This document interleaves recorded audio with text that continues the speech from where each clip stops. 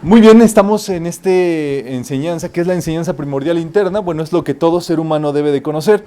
Hoy vamos a adentrarnos en aquellos, pues, maestros de la vida, aquellas personas que se han dominado a sí mismos. Número uno, se han conocido a sí mismos y por medio de eso, pues, han logrado esa maestría en el ser. La verdad es que son personas, por supuesto, contadas.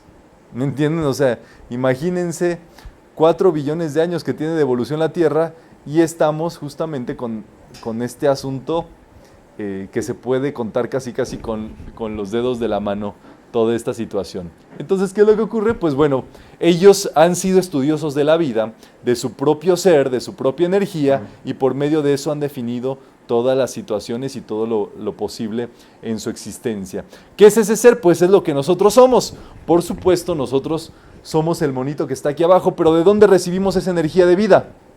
De nuestro ser, de la presencia de vida que existe en cada uno de nosotros, y por eso es muy importante la meditación y el reconocimiento de ella. Con ello vamos a ir avanzando justamente en este conocimiento de la vida. Existen 3 niveles de la mente. El inconsciente, donde viven la mayoría de las personas, es también lo que se denomina pues el aula de la ignorancia.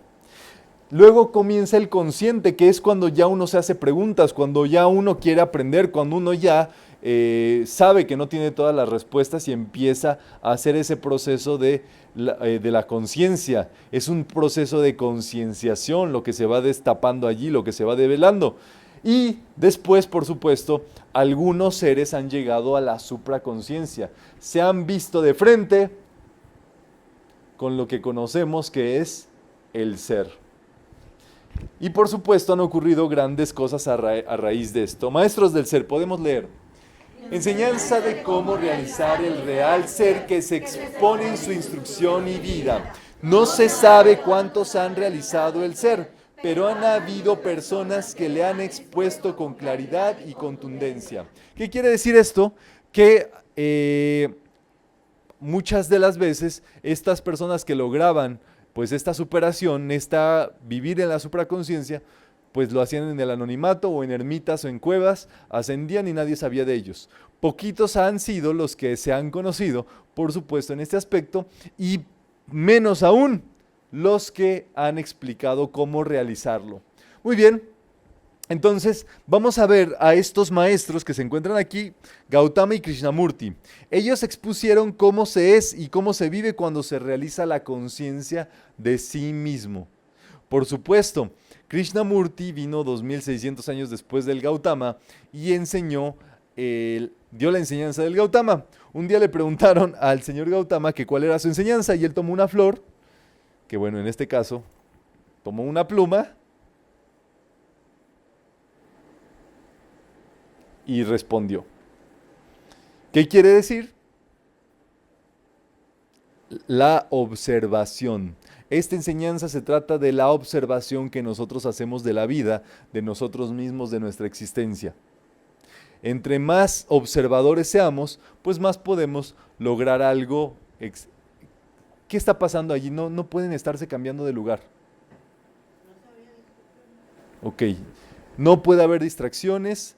Llegaste tarde prácticamente y esto pues no se puede sostener de ese modo. Entonces tendrás que tener más precaución si llegas a un lugar tarde y no conoces las indicaciones. ¿Ok?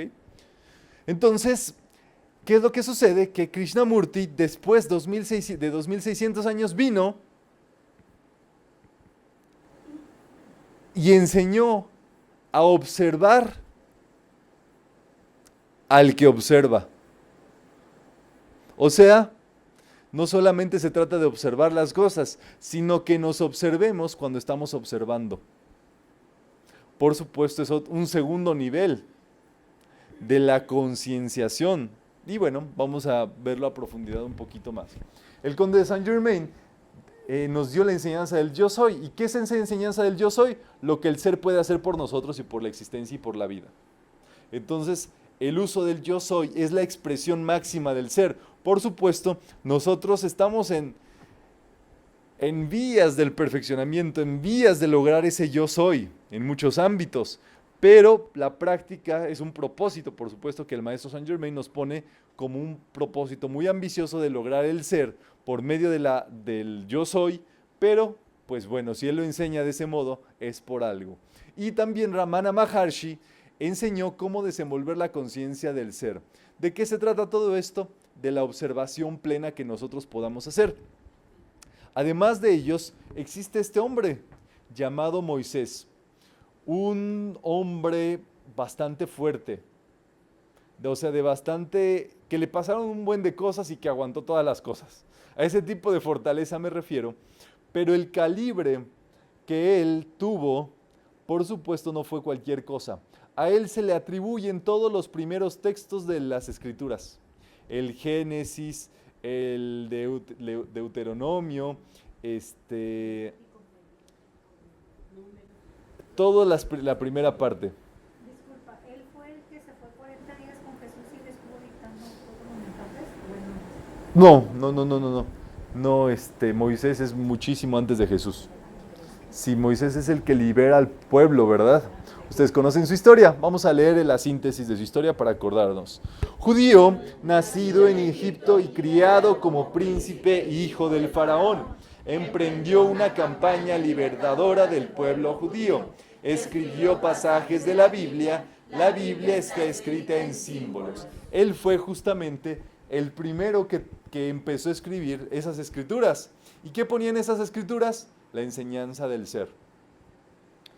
Pero, como esto está velado, la enseñanza del ser tiene un velo para el que no puede verla, no la comprende. Entonces, ¿qué es lo que hizo Moisés? Desarrolló una técnica para que esas enseñanzas solamente las pudieran entender aquellas personas que supieran la técnica para develarlo. Y eso es lo que se conoce como la técnica Pesher. Y por supuesto, todas esas historias de un Adán encueradito y una Eva encueraditos que de pronto les da pudor, se comieron una manzana y ya se cayeron del paraíso, es una metáfora de qué es lo que pasa con el ser humano cuando piensa de un modo distinto al bien. Esa historia del arca de Noé pues tiene sus partes interesantes, pero también es una historia de qué es lo que pasa cuando un hombre toma sus precauciones antes de una tempestad. La creación, el Génesis, esos 7 días de la creación representan los pasos que tiene que seguir el hombre para manifestar algo. Pero son justamente enseñanzas que Moisés puso allí, y a él también se le atribuyen los 10 mandamientos, que no son 10 prohibiciones, son cosas que no puedes hacer por más que quieras, son leyes de la existencia. Moisés es sumamente interesante porque es de los hombres que se encontró con Dios frente a frente. Cuenta la historia que cuando se encontraba liberando al pueblo de Israel, sucedió que se le encendió una zarza frente a él, o sea, un árbol. Y entonces Dios le empezó a hablar por medio de ese fuego, ese encendido de ese fuego. ¿Qué estamos hablando de aquí? Pues, ¿qué creen? De otra alegoría. Pues ahí está el detalle.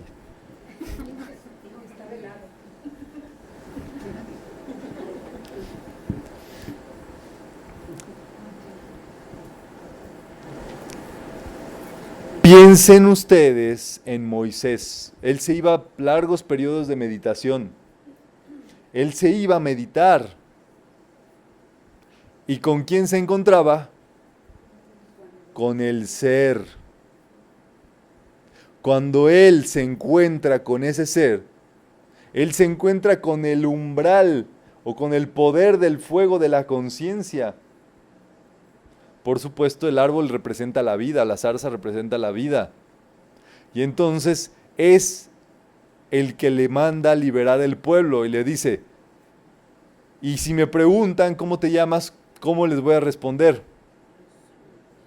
Y el ser le contesta, Yo soy el que yo soy.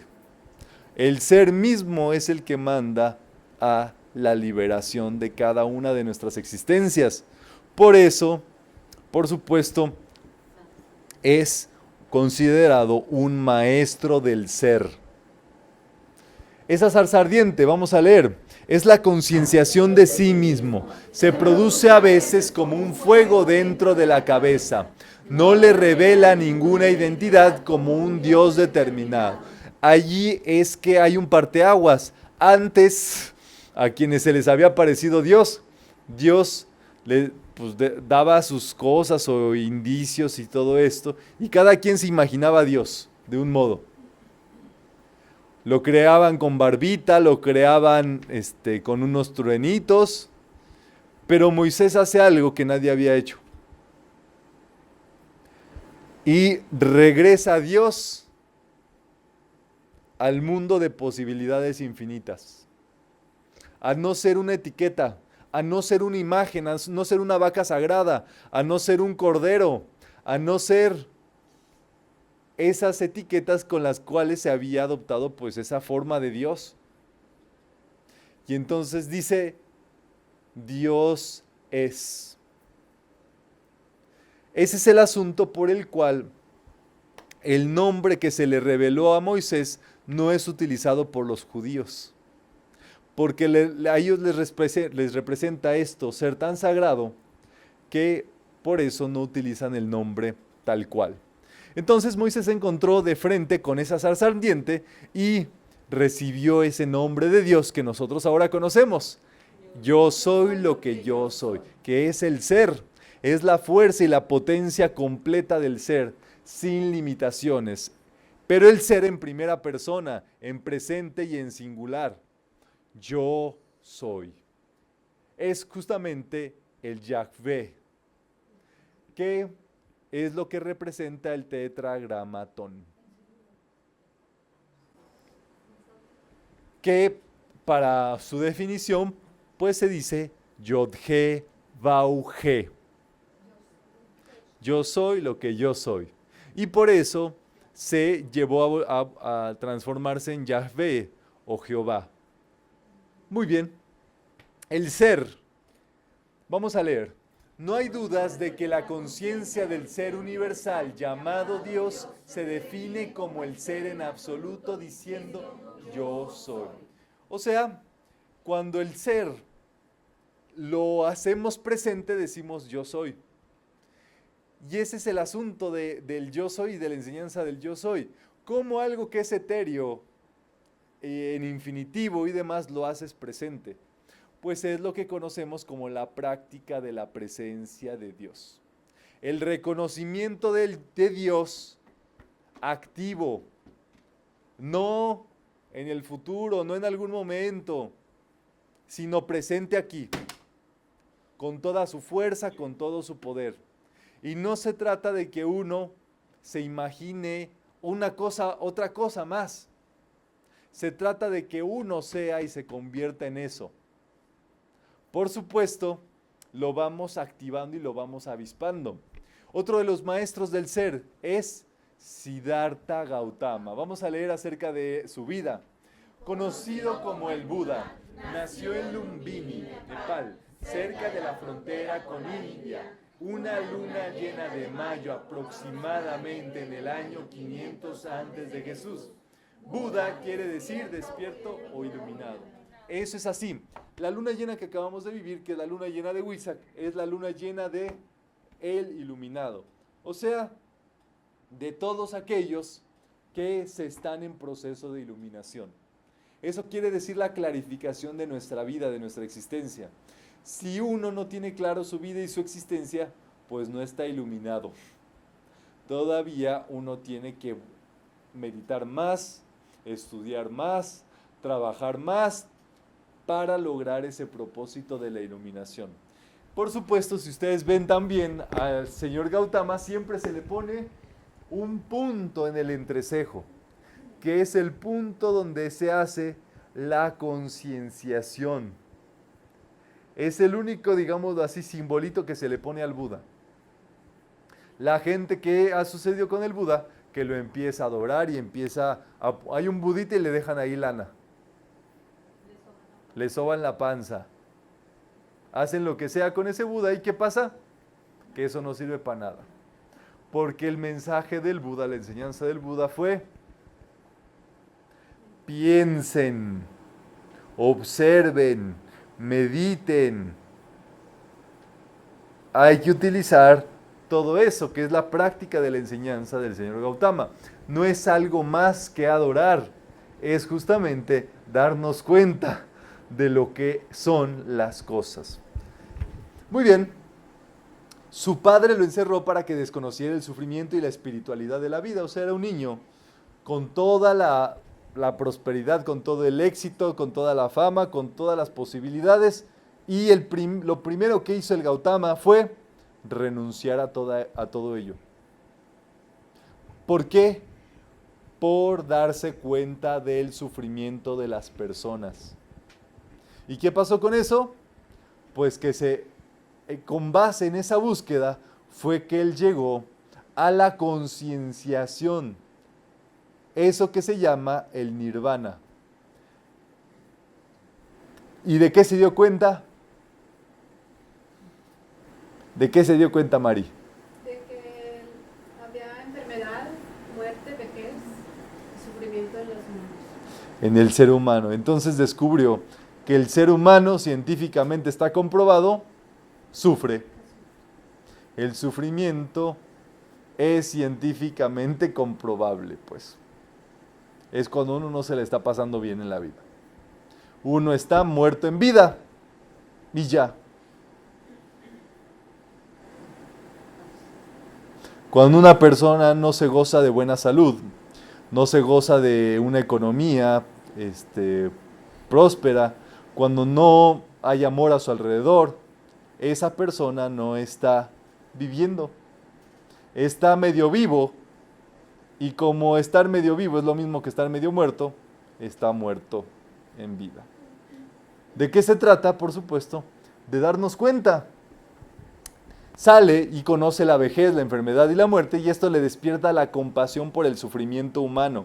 O sea, a partir de esa conciencia fue que empezó a dar la enseñanza como la única forma en que el ser humano se puede levantar. Si a un ser humano lo levantas, le das de comer, ¿qué está haciendo ese ser humano por sí mismo? El ser humano se tiene que resolver a sí mismo. Nadie le va a resolver al ser humano si él no se resuelve. Nadie lo va a sacar del adormecimiento, de la mediocridad, de la falta de salud, de todos los problemas en los cuales vive, si él no se saca a sí mismo adelante. Y el señor Gautama es la revelación que da completamente. Por supuesto, da la enseñanza. Y esa enseñanza, cada persona que quiera utilizarla, la puede utilizar, pero no nos hace la tarea. Y es el gran asunto que tienen las personas. Creen que adorando algo, que pasando horas sentados en las iglesias, adormecidos, durmiéndose allí, nada más porque van a la iglesia ya se van a iluminar. Creen que viniendo nada más a metafísica y sentándose allí, ya con eso se van a iluminar. ¿Y de qué se trata? De hacer el trabajito, de practicar.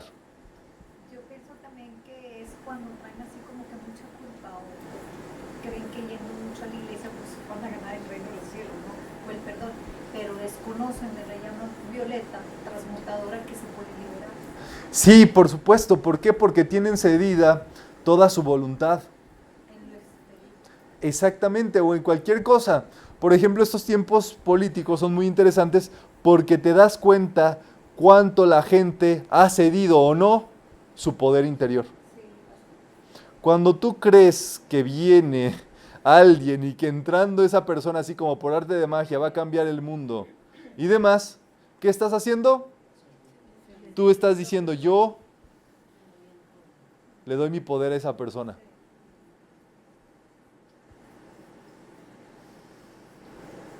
¿Para qué? Para que te sigan comandando la vida, para que te sigan decidiendo tu vida por por ti mismo en lugar de que tú decidas, para que sigan pisoteándote. Y eso se tiene que terminar en algún momento. Eso fue lo que enseñó Moisés. Esa liberación de Egipto quiere decir cuando uno se libera de la esclavitud, de creer en todas las cosas del exterior. Y cuando uno se hace responsable de sí mismo y se libera siendo, se libera con el yo soy. Por supuesto, eso sigue un proceso que ustedes ven allí, una cuarentena que sigue, que fueron 40 años. Y si ustedes ven la ruta de Moisés que siguió, dice, ¿cómo los traía dando vueltas allí? ¿Que no sabía la ruta? Por supuesto que sabía la ruta. Moisés, cuando hizo esa liberación del pueblo de Israel, tenía más de 60 años ya. Estaba ya grande. ¿Qué pasó allí entonces? Estaba esperando que los esclavos o los de mentalidad de esclavos se murieran. 40 años tomó allí. Para que una generación que nació como esclavos con todos los arquetipos se fuera y se quedaran solamente las personas con mentalidad de hombres libres, o sea, los niños que salieron de allí. Esa es una metáfora del proceso mental que tiene que seguir nuestra vida para poder hacernos de la libertad. Tienen que morir dentro de nosotros los pensamientos que nos esclavizan. Tal cual como una metáfora. O sea, los 40 es simbólico. No vamos a esperar 40 años, es simbólico. Es una metáfora. Ustedes defínanlo allí, ¿verdad? Una cuarentena es el proceso determinado, suficiente y correcto para que una manifestación venga. Entonces, por eso también el Gautama se iluminó al día 40, Jesús iba 40 días al desierto. No es casualidad, nada de eso. Y luego, ¿qué pasó? Bueno, meditando en el árbol Bo, desenvuelve la iluminación en una luna llena de mayo. Entonces, pues nada, la verdad es que a nosotros esa iluminación nos va a agarrar cuando nos caiga el 20 de nuestra existencia. Y eso puede ser en nuestra reunión familiar, en la taza del baño, en el colegio, en nuestro trabajo. Tiene que haber un momento en que nosotros nos demos cuenta de nuestra existencia y de lo que está ocurriendo en ella. Y allí es que comienza la iluminación. Eso no se puede saber en qué momento vas a salir, ¿verdad? Siddhartha Gautama, podemos leer. Instruye el sutra del corazón, el sutra del diamante, donde expone la naturaleza del ser, junto con las 4 nobles verdades y las 8 causas de la felicidad. ¿Qué descubre el señor Gautama? Que la forma es igual al vacío. ¿Qué quiere decir eso? Que todo lo que existe está vacío. Que es una proyección, pues, este mundo, esto que consideramos real, es una proyección que está vacía. Por supuesto, en su proceso de observación, se dio cuenta de que un ser humano vive en la inconsciencia. ¿Y qué quiere decir eso? Que solamente está proyectando y proyectando y proyectando y proyectando su inconsciencia a través de todo eso. Bueno, entonces ese puntito es el puntito en el cual hay que hacer nuestra meditación a cada momento. Podemos leer. El punto en el entrecejo de Gautama indica el lugar donde hay que concentrarse, meditar y contemplar el ser en sí mismo. Muy bien, y eso hay que hacerlo, ¿verdad? Poniendo nuestra vista física como si viéramos por encima de ese puntito. O sea, elevando nuestra mirada a esa altura del entrecejo. Cuando tú ves algo, tú colocas tu atención en ese punto. Y se trata de que coloquemos nuestra atención en ese sitio, si les parece bien. Muy bien, luego viene Jiddu Krishnamurti. Krishnamurti, un ser que en la sociedad teosófica estaba siendo anunciado como un Mesías, como una encarnación de un maestro de sabiduría llamado Maitreya. O sea, uno de los maestros jefes del mundo, pues. Y él nació en la India. Vamos a leer acerca de él. Krishnamurti nació en Andhra Pradesh, en India, el 12 de mayo de 1895. Fue adoptado para su educación por los escritores y espiritualistas Annie Besant y Leadbeater. En 1929 se libera de todas las organizaciones que lo respaldaban y se proclama no pertenecer a ninguna tendencia filosófica ni religiosa. ¿Qué quiere decir eso?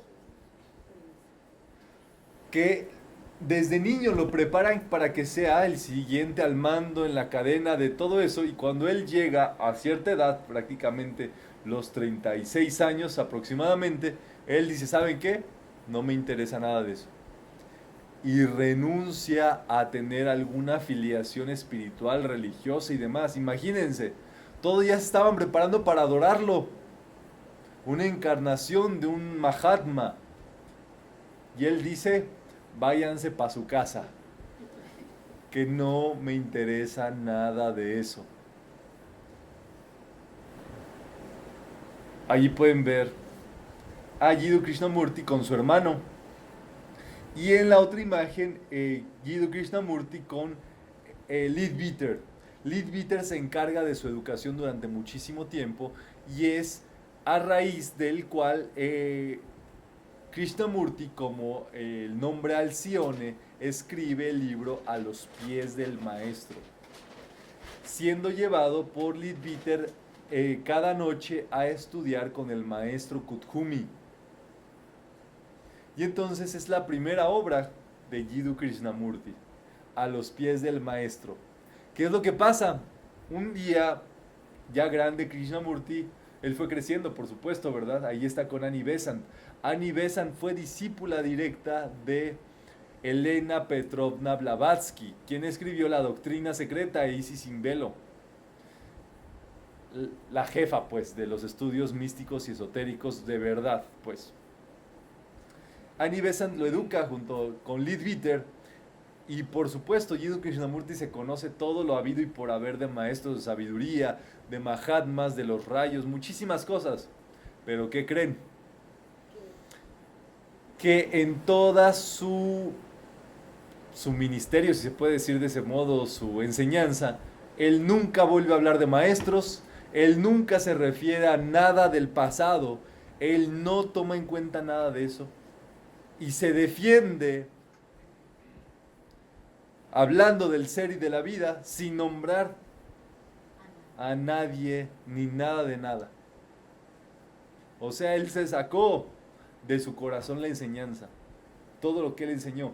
Y si ustedes van a su casa, que se encuentra en Ojai, en el Valle de Ojai, en California, ustedes van a ver una biblioteca como del tamaño del salón, con todos los libros, transcripciones, audios, videos que dejó. ¿Cuántos de esos han leído ustedes? Es una sala completa de aquí hasta el fondo del salón, pues. Como pueden darse cuenta, imagínense, desde 1929 hasta 1986, que pasó a mejor vida, se dedicó a dar enseñanza.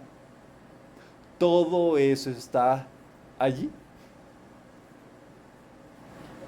Los libros de Krishnamurti, con todo lo que enseñó, apenitas. Ahí a veces que apenitas te hemos leído como un libro, visto un video de él o algo así. Imagínense ustedes el asunto. Un día llegó una persona con él y le llevó el libro a los pies del maestro y dijo, ¿me lo autografía, por favor? Y dice, yo no escribí ese libro.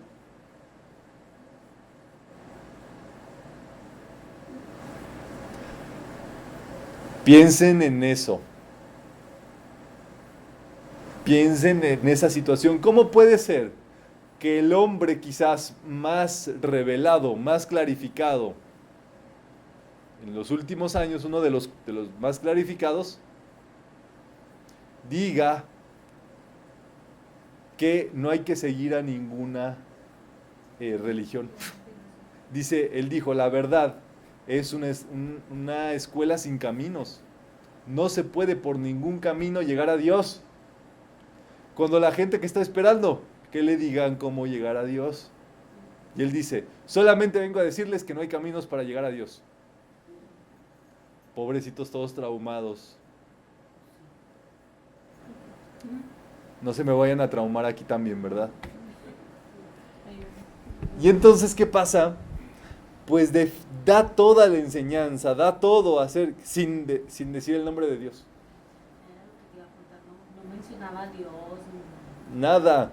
Es como el Buda Siddhartha Gautama. El Buda Dharmista, o sea, el estudiante de las enseñanzas del Buda, no cree en Dios.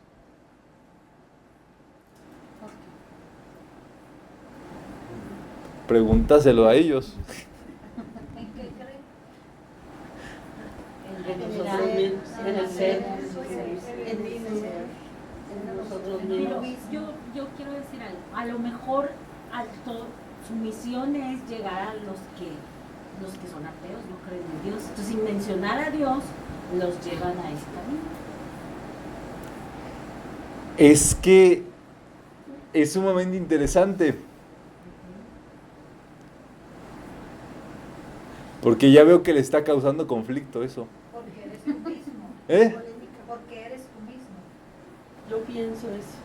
Pienso que él llegó a tal grado de que se encontró a sí mismo y llegó a la conclusión de que no hay nada. Como ahorita mencionaste que es una proyección, es una ilusión, lo que estamos viviendo nada más es el ser interior de nosotros. Y entonces Dios. Somos nosotros mismos, hechos en su imagen y semejanza. Ok, o sea, es que la enseñanza de Jiddu Krishnamurti, de Gautama, ya se los dije, es la enseñanza ¿de qué? De la observación. No hay que perder de vista nunca esto. Y sobre Porque ¿quién es el que observa? el observador. ¿Y quién es el que se da cuenta? ¿Y quién es el que crea todo? ¿Y Dios dónde está? Aquí adentro, todos. En las tres llamas. Caigo en los ojos semejantes a Dios. O sea, es que piensen en esto.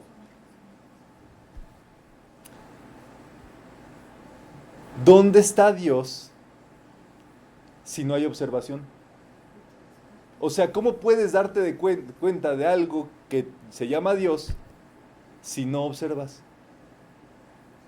Pero yo creo que al observarte a ti, pues encuentras, por supuesto, a Dios. Pues inténtalo a ver y me cuentas qué pasa. A lo mejor es su mensaje, o sea, si tú no te No, espérate, es que estamos pensando todos aquí, ¿me entiendes? No, mira, es que él tenía bien claro su asunto, ¿me entiendes? Claro. ¿Qué quiere decir eso? Estaba iluminado para sí mismo. Tú debes de hacer lo propio, ¿me entiendes? ¿Esto qué quiere decir? Que no podemos incluso llegar a lo que él hizo porque él hizo lo propio, él se conoció a sí mismo. Y cada uno de nosotros debe de llegar a ese sí mismo con toda su fuerza, su cáliz y todo eso, ¿me entiendes? Entonces, cuando yo digo, no, pues yo creo que Blanca, quiere decir que, no, pues no lo sabemos, ¿me entiendes? Yo puedo tener mi concepción y mi observación de las cosas y todo, pero es que estamos hablando, por supuesto, de las grandes ligas.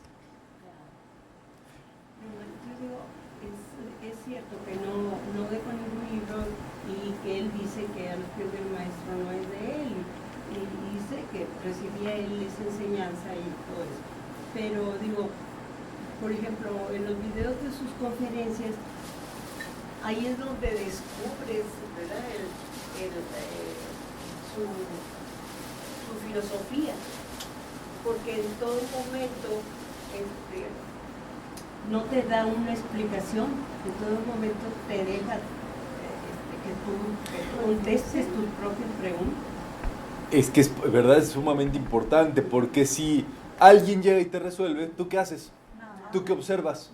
¿Tú qué meditas? ¿Tú qué comprendes? ¿Tú qué entiendes? Exactamente. Es que ese es un asunto supremo que los más grandes maestros saben, conocen y llevan a cabo completamente, y por supuesto es así. Muy bien, ese es el pimientero de la casa donde a Jiddu Krishnamurti le llegó su momento de clarificación. En el Valle de Ojai tuvo la vivencia trascendental debajo del pimentero, en que su conciencia se expandió hacia la totalidad de la vida, la existencia, el ser, y se clarifica internamente. Esto es trascendente, pero no es misterioso ni sobrenatural, sino completamente y absolutamente natural.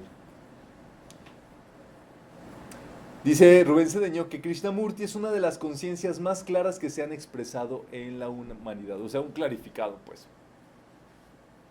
Yo un día fui a ese pimentero, al árbol donde se iluminó Krishnamurti, y me senté. ¿Y qué creen que pasó? Nada. Pues no. ¿En dónde está? No era ahí. En el Valle de Ojai. No era ahí. A Rubén Cedeño sí, ¿Mande? digo, a Rubén Cedeño sí le dio como que el símbolo de Egipto. Ellos se conocieron en una conferencia de Jiddu Krishnamurti en la India. Entonces ese momento quedó retratado. Hay una foto allí de cuando se conocieron y demás. Y bueno, Rubén lo que dice es que ese encuentro que tuvo con Jiddu Krishnamurti le marcó mucho su forma de escribir. Y si tú te das cuenta, pues iba por ahí la cosa, ¿verdad? O sea, Connie Méndez es una cosa y el tipo de escritura de Rubén Cedeño es otra, a pesar de que fue su maestro y todo eso. ¿Por qué? Porque cada uno tiene que ser lo que tiene que ser y tiene que expresar lo que tiene que expresar, ¿verdad? Pero obviamente uno se puede dar cuenta de esta idea bastante. Y otro de los maestros de los cuales pues es sumamente interesante su vida es Ramana Maharshi. Ramana Maharshi desde muy pequeñito dijo, ¿saben qué? Me voy, renuncio a esta vida. Y renunció. Se fue a uno de los montes sagrados para los hinduistas y ahí se quedó, desde muy pequeñito. Vamos a leer su vida.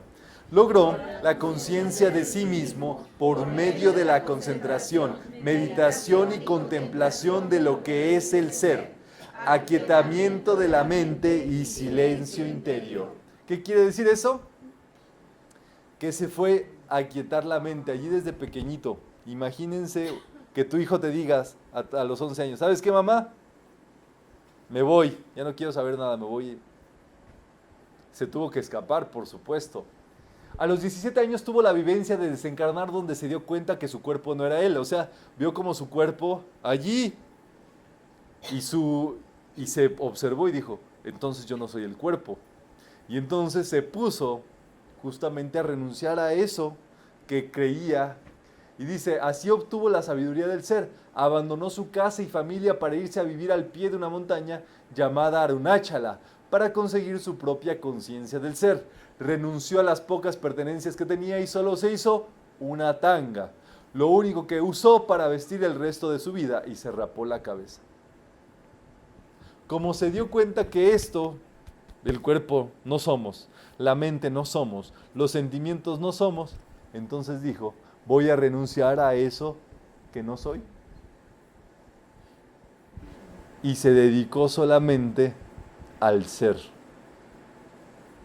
Y Ramana Maharshi dice, la conciencia es la única realidad existente. Solo la conciencia existe. Eso es lo que él descubrió. El señor Gautama dijo, la forma es igual al vacío. Jiddu Krishnamurti nos dijo que solamente somos cuando observamos. No existe nada más. Si no observamos, no existe nada. ¿Por qué existe Dios? Porque tú te das cuenta de algo que llamas Dios. Pero si tú no estás, ¿puedes creer en Dios? Si no existes, solamente la conciencia. Dios vive en la conciencia, si se dan cuenta. Dios vive en el que se da cuenta. Por ejemplo, no sé si ustedes saben que su gatito, su perrito, no sabe que existe. O su perico, lo que tengan. No sabe que él existe. No se dan cuenta de que existen. Su vida es un arco reflejo, es una repetición de sobrevivencia, por supuesto, pero ellos no saben que son ellos.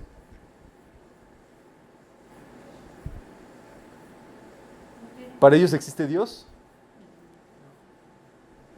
Sí, ellos ni siquiera saben que ellos existen.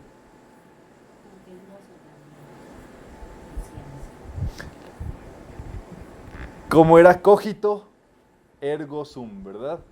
¿Qué significa eso?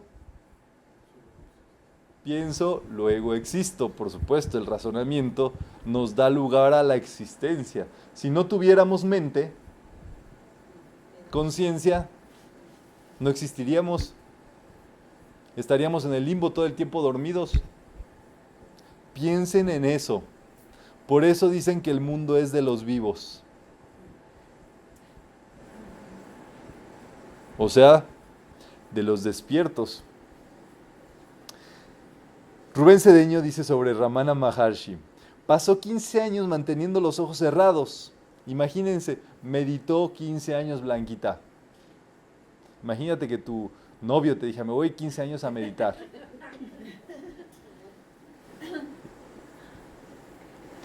Y luego, para después mantenerlos completamente abiertos.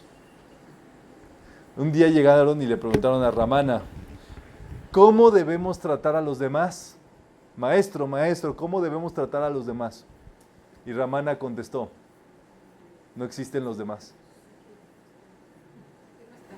¿Eh? Aquí no están.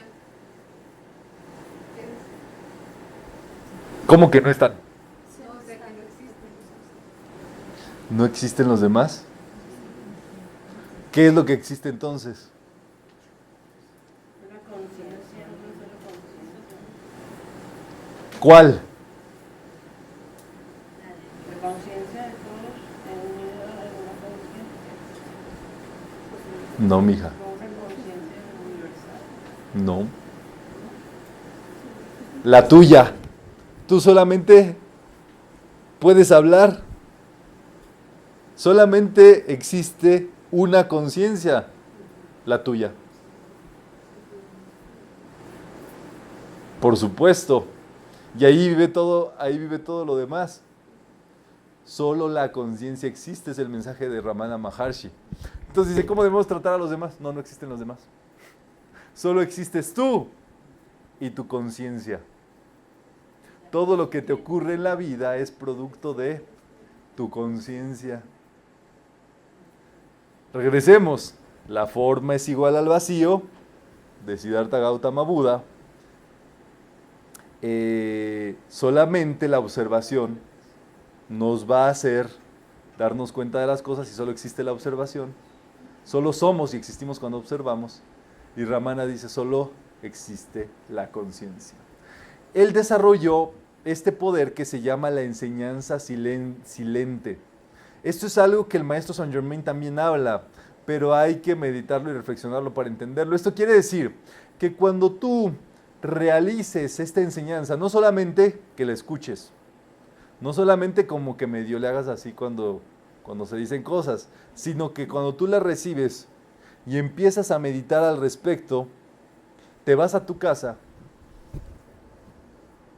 y te puedes empezar a pensar, ¿qué es lo que quiso decir en tal o cual cosa? ¿qué es lo que es esto? Y te quedas en silencio. Allí es que empiezas a asimilar toda la situación de las cosas y empiezas a irradiarla. Empieza a formar parte de tu vida, pues. Dice, se cargó tanto de la radiación del sí mismo o el ser divino que logró la enseñanza silente por vibración. Atraía a personas a su alrededor y les instruía por radiación. Sin hablar. Entonces la gente iba, se sentaba enfrente de él. Dice, así, sin hablar, las personas recibían la enseñanza. Así le pasó a Jesús cuando fue a visitar a Maitreya en los Himalayas. Maitreya estaba meditando y todo el grupo estaba meditando. Jesús llegó en silencio, se quedó meditando unos días hasta que logró la clarificación de lo que tenía que hacer. Se levantó, no se despidió ni nada y se fue. Por pura vibración, por pura presencia, por supuesto. Dice, le daba las enseñanzas habladas solamente a los que no estaban capacitados de captar su silencio. Es así, ¿verdad? Un día, un metafísico, al saber esto, iba con Rubén y le preguntó, Rubén, ¿entonces tú también enseñas por vibración? Y Rubén, ya saben, le contestó, mijo, eso no se pregunta. Porque ¿qué estaba haciendo este chico? Preguntando. Quería recibir la enseñanza hablada. ¿Qué quiere decir? Que era como de los retrasados. Entonces, ¿qué le dijo Rubén? Mijo, eso no se pregunta. O sea, ¿me entienden este asunto, verdad? Es para meditarlo un poquito más. Dice Ramana Maharshi, no medite, sea. No piense que usted es, sea. No piense en ser, usted es.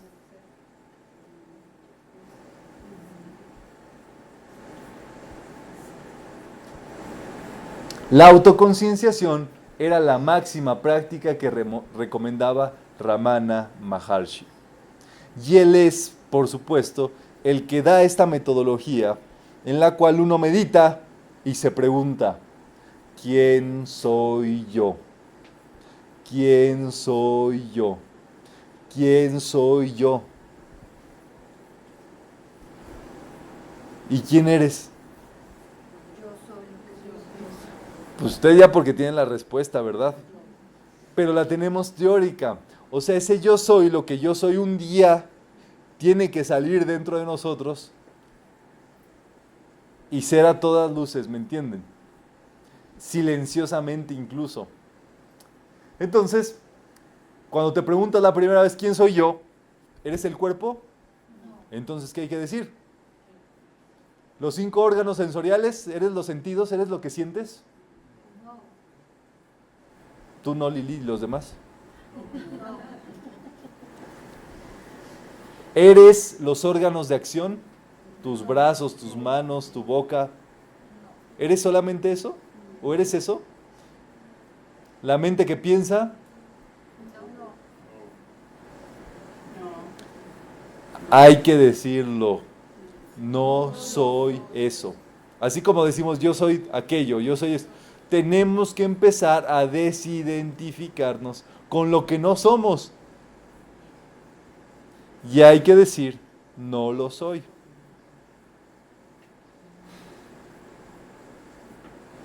Un día llegó un estudiante y me dijo, tú eres el de los videos, ¿verdad? Y le dije, no.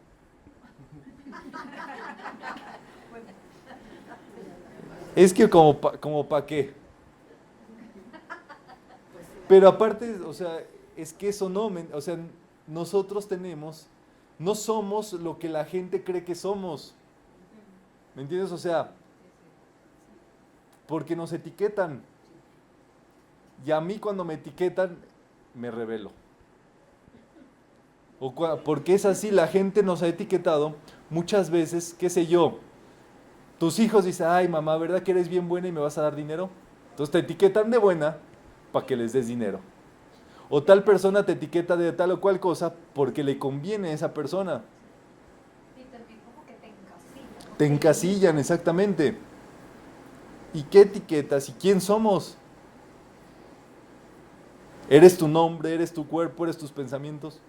No lo soy. ¿Eres lo que has hecho? No. Porque cuando tú te vayas, esos que hiciste, se va a quedar acá. Entonces, ¿qué somos?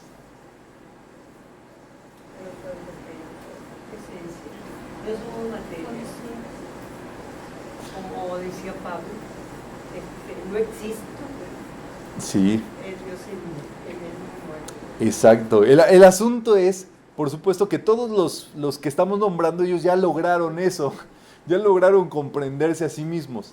Nos toca a nosotros hacerlo con nosotros.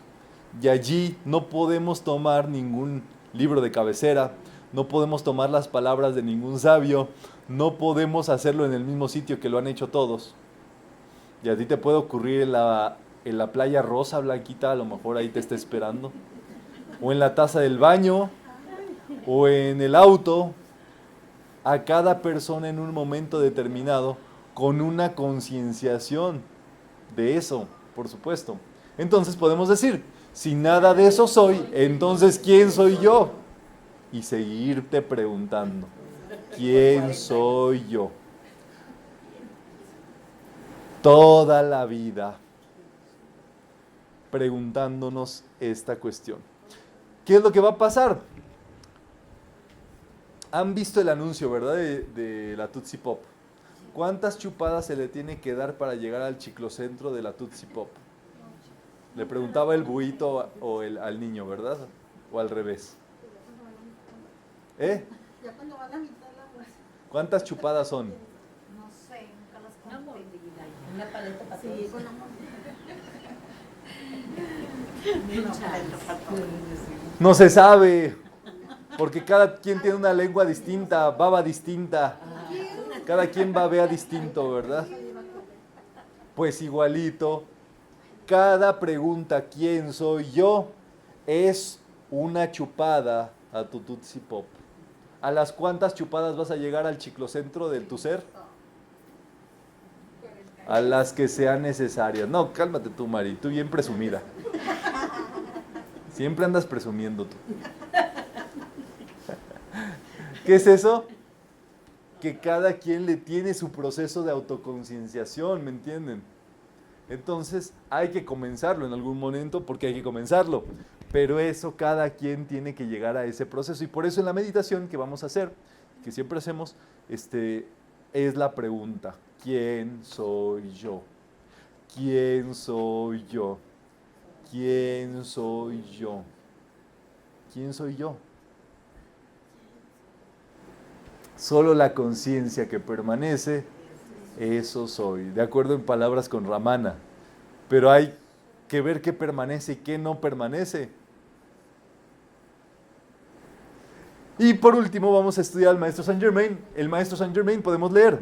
Nació el 26 de mayo de 1696, hijo del gran soberano de Transilvania, Srákox y Ferenc. Queriendo proteger a su hijo circular la noticia falsa de que había muerto. Fue trasladado a Florencia, en Italia, encontrándolo al cuidado de Gian Gastone de Medici, el último gran duque de Toscana y de los Medici. Compró el título de conde en San Germano para despistar su origen y ascendencia húngara. Se destacó como alquimista y masón. Sus obras están compiladas en el sagrado libro del Yo Soy, que explica lo que se es capaz de lograr con la práctica del ser interno propio como el Yo Soy. Los 4 objetivos del maestro Saint Germain son: número 1, Conseguir en cada persona el desarrollo de la autoconcienciación, desplegando la conciencia del ser interno. por supuesto, el maestro Saint Germain ya nos da el uso del Yo Soy, pero cada uno de nosotros tiene que trabajarlo. Aunque tengas la respuesta, es una respuesta que tiene que volverse vida, ¿verdad? Tiene que ser viva. Número 2. Lograr que se viva de acuerdo a los principios universales de la existencia. Muy bien. Número 3. Hacer desenvolver los aspectos de la totalidad de la vida. Y número 4. Comunicar este propósito a quien lo busque y se conviertan en factores multiplicadores de esa información. Muy bien. Es como lo que estudiábamos el día de ayer, que la señora Angélica nos decía, ¿verdad? Al respecto de la llama violeta. Nos dijiste que la llama violeta te ayuda Que te ayuda a defender tu propio ser, tu propia identificación. te ayuda a ser tú mismo. Así lo dijiste. ¿Qué quiere decir esto? Que la enseñanza del maestro Saint Germain es para que nosotros seamos más nosotros. ¿Más que? Puros. Sí, exactamente. Desarrollar esa pureza del ser. Sin máculas, sin etiquetas, sin nada que nos han puesto allí. El yo soy puro y perfecto. Entonces, a cabalidad. Muy bien, las fuentes, bueno, es conciencia de sí mismo, ya saben que estamos llevando este texto, y sobre la educación de Jiddu Krishnamurti. ¿Dudas? Vamos a hacer nuestra práctica de la donación desde el Centro Metafísico en Monterrey para cubrir todas estas sesiones y poder llevar a cabo más